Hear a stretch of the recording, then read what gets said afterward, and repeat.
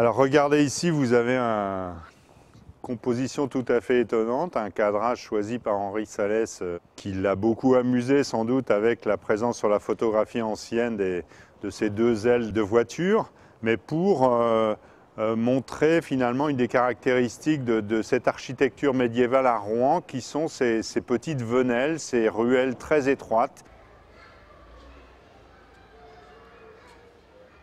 Ici, cette photographie, c'est l'occasion pour Henri Salès de faire un portrait humaniste sur les gens de la rue, tel qu'il se présente à lui au cours de son reportage. Voilà.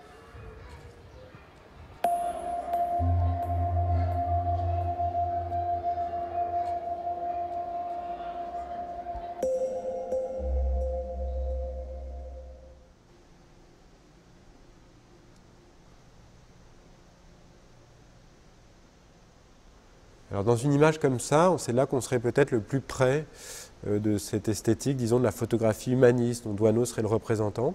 Et pourtant, c'est très différent. La différence que je pointerai immédiatement, c'est le hors-champ.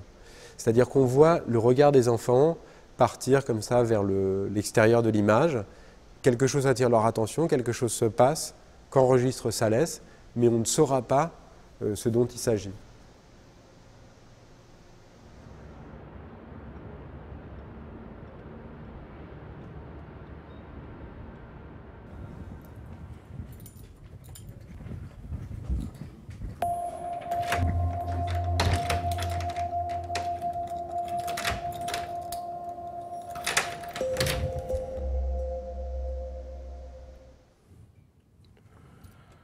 Bien voilà, nous sommes là dans notre local photothèque. C'est là qu'est conservé tout notre fonds, toute notre richesse.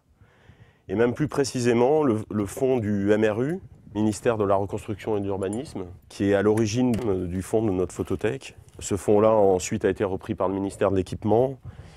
Et maintenant, il est la propriété du ministère du Développement durable. Au départ, c'est un fonds qui a été lancé pour témoigner de la destruction de la France. Les premières photos sont de mars 1945. Petit à petit, ce fonds, qui est riche d'environ 70 000 images, se transforme en témoignage de la reconstruction.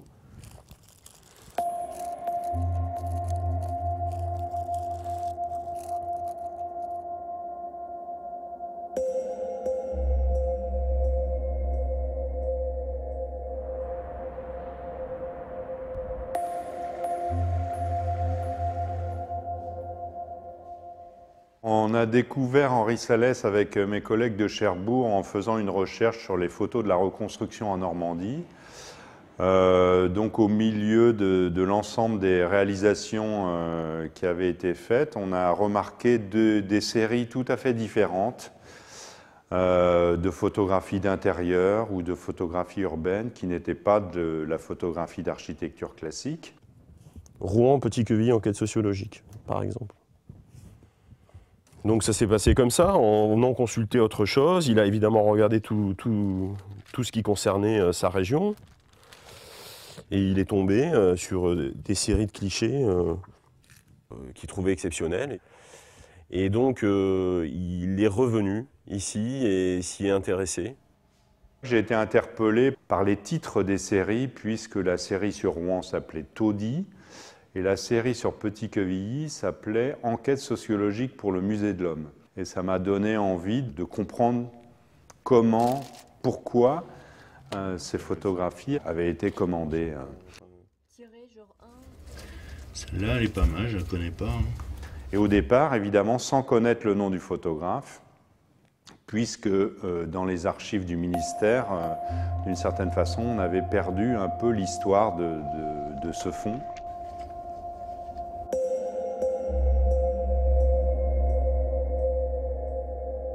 Je voyais que de temps en temps, quand le nom du photographe était marqué, parce que ça, c'était pas tout le temps le cas, le nom qui revenait le plus souvent était Salès.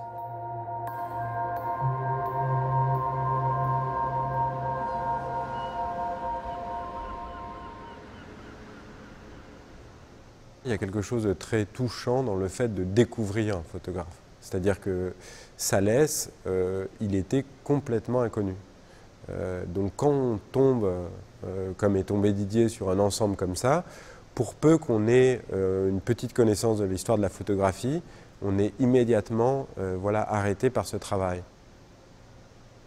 Ça nous permet aussi de nous raccorder à une histoire qui est plutôt une histoire américaine, dont on a moins d'exemples en France, qui est ce lien comme on a pu avoir aux États-Unis dans les années 30 avec la grande commande qu'on appelle la commande de la FSA, qui était passée donc par l'administration Roosevelt à des photographes comme Walker Evans ou Dorothea Lange, où on demandait à des photographes qui avaient une culture photographique de mener des enquêtes documentaires. Et donc, dans le principe et même dans les images, c'est-à-dire il y a certaines images de Salès, pour des gens qui connaissent un peu l'histoire de la photo, qui font immanquablement penser à certaines images de Walker Evans. Donc ça n'arrive pas tous les jours, quoi.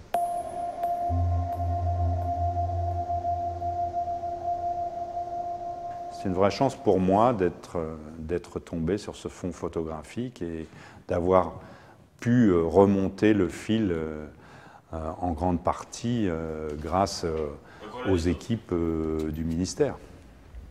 Malheureusement, Henri Salès est décédé peu de temps avant qu'on engage ce travail de recherche. Le vrai déclic, ça a été de retrouver son dossier administratif.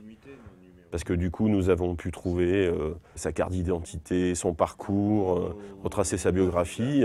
Et notamment, nous avons pu rencontrer sa fille. Ce qui a permis de reconstruire de façon tout à fait intéressante le contexte du travail salarié d'Henri Salès, mais aussi le contexte de ses intérêts personnels, de sa personnalité.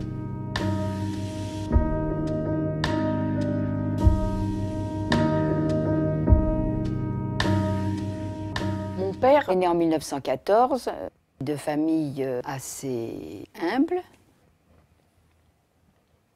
Il a tout de suite travaillé après son certificat d'études, c'est-à-dire à 12 ans et demi. Il est entré comme apprenti dans une imprimerie, mais lui, ce qu'il voulait, c'était être photographe. Alors, tout seul, il a appris à faire des photos. Et donc, après la guerre, il a trouvé à entrer au ministère de la Reconstruction et de l'Urbanisme. C'est là, après, qu'il a fait tout son travail de photographe en suivant les directives qu'on lui donnait.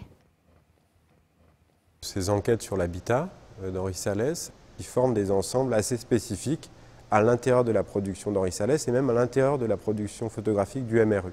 Ces enquêtes sont parallèles à des enquêtes sociologiques commandées ou soutenues par le ministère de la Reconstruction et de l'Urbanisme. Il a photographié les mêmes territoires que ceux sur lesquels portaient les études de ces sociologues. Ces enquêtes-là, elles avaient un but qui était, je pense, d'abord de connaître la réalité de ces quartiers. Elles ont aussi pour objectif de convaincre. Et les quelques publications dans lesquelles on voit apparaître les images de Salès, en tout cas pour les publications du MRU, sont des publications qui appellent à la lutte contre l'habitat insalubre. Donc c'est clair que ces images-là, elles sont faites pour convaincre le public, les décideurs peut-être, de la nécessité de rénover ces quartiers. Ces photographies, désormais, elles sont accrochées sur les murs des musées, des centres photographiques ou d'un centre d'art. Et évidemment, ça leur donne un tout autre statut. Peut-être Henri Salès serait, lui, le premier étonné de cette démarche, mais d'une certaine façon, son travail continue à avoir une vie autonome au-delà de son créateur.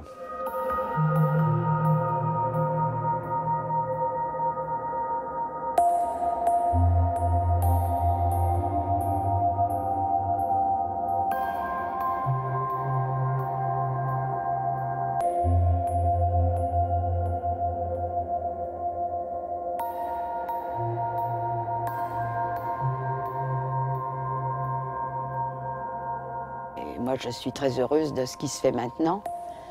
Et en même temps, j'ai un grand crève-cœur de savoir qu'il ne l'a pas connu.